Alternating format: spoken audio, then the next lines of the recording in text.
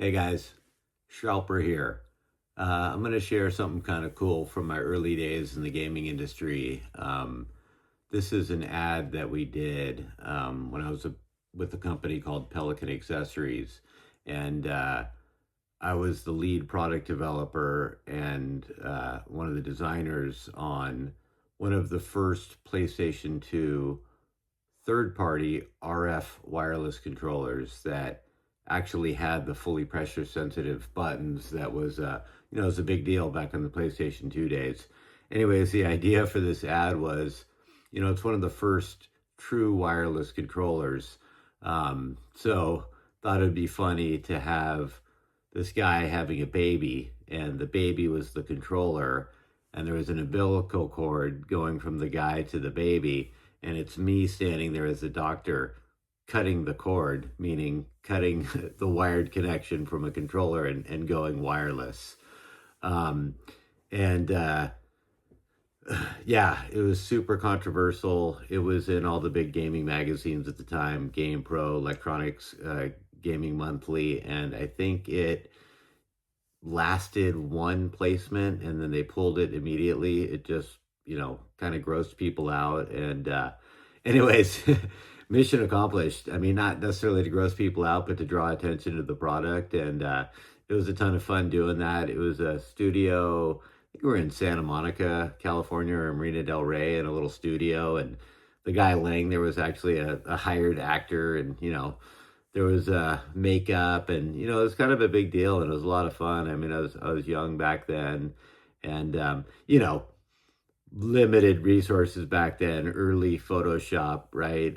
So I'm actually holding a clay prototype of the product, and then we just kind of photoshopped over a render of the product. It's pretty obvious in the ad, and then photoshopped a Pelican accessory tattoo on the guy's arm. Anyways, thought it'd be fun to share. Yeah, hope you guys like it. Yeah, here it is in all its glory. What a fun day of shooting. So yeah, look at the controller in my hand. It's so obvious. It's just not even really a render, kind of just a drawn-in controller over the clay sample I'm holding. And like I said, it was kind of a real deal, makeup artists and stuff. I remember that umbilical cord I was holding and my gloves, had fake blood on them. And the makeup artist kept coming in every take and just covering it with more fake blood and, spraying this guy who was laying there to make him look really sweaty and stuff. Anyways, really a fun day in the gaming industry. I hope you guys thought that was an interesting ad. Definitely not something you'd be able to get away with today. Anyways, this is the product here.